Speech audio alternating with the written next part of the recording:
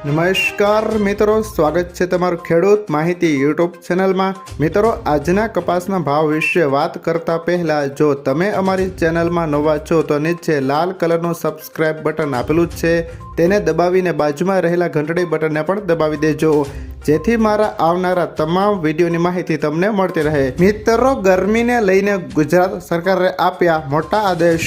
ગુજરાતમાં હીટવેવની આગાહી છે, તેથી મહેસૂલ વિભાગે વિવિધ વિભાગોને પત્ર લખ્યા છે, જેમાં હીટવેવ એક્શન પ્લાન 2024 હેઠળ કામગીરી કરવા આદેશ અપાયો છે। આરોગ્ય વિભાગને જરૂરી તૈયારી કરવા હુકમ છે। પૂરતો દવાનો જથ્થો રાખવા સૂચના અપાઈ છે। હીટવેવથી બચવાના ઉપાયોનો પ્રચાર કરવા કહેવાયું છે।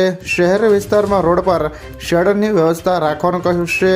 શ્રમિકોને બપોરે 1 વાગ્યાથી 4 વાગ્યા સુધી કામ ન કરાવવું। ત્યારબાદના મહત્વના સમાચાર વિશે વાત કરીએ તો રૂપાલા ક્ષત્રિય વિવાદ પર બોલ્યા અમિત શાહ। રાજકોટ લોકસભા બેઠકના ભાજપના ઉમેદવાર પરસોત્તમભાઈ રૂપાલા સામે ક્ષત્રિય સમાજ દ્વારા ચાલી રહેલા રાજ્યવ્યાપી આંદોલનના પગલે પરસોત્તમ રૂપાલાની ટિકિટ રદ કરવામાં આવે અથવા રૂપાલા જાતે ઉમેદવારી પત્રક પાછું ખેંચી રહ્યાના અહેવાલો વચ્ચે કેન્દ્રીય ગૃહમંત્રી અમિત શાહે સ્પષ્ટ કર્યું હતું કે પરસોત્તમભાઈ રૂપાલાએ દિલથી માફી માંગી છે, હવે કોઈ નારાજગી નથી।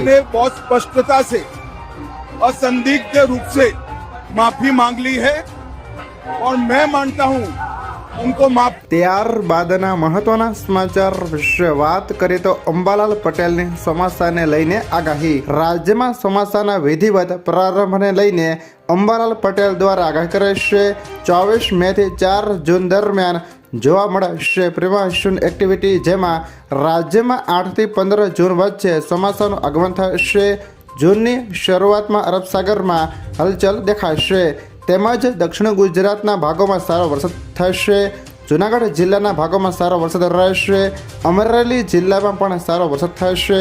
બનાસકાંઠા જિલ્લામાં પણ સારો એવા પ્રમાણમાં વરસાદ થશે, તેમજ કચ્છ જિલ્લાના ભાગોમાં સારો વરસાદ વરસશે, તેમજ ઓગસ્ટ અને સપ્ટેમ્બરમાં સારો વરસાદ થશે, તેમજ દરિયામાં હવાનું હળવું દબાણ ઊભું થશે। ત્યારબાદના મહત્વના સમાચાર વિશે વાત કરીએ તો રૂપાલાનો વિરોધ અને ક્ષત્રિય આંદોલનને પોલીસનું જાહેરનામું। પરસોત્તમ રૂપાલાએ ક્ષત્રિય સમાજ અંગે કરેલી ટિપ્પણીને પગલે હવે ક્ષત્રિય સમાજના યુવાનો દ્વારા ભાજપની જાહેર સભામાં કાળા વાવટા બતાવીને વિરોધ કરવામાં આવી રહ્યો છે।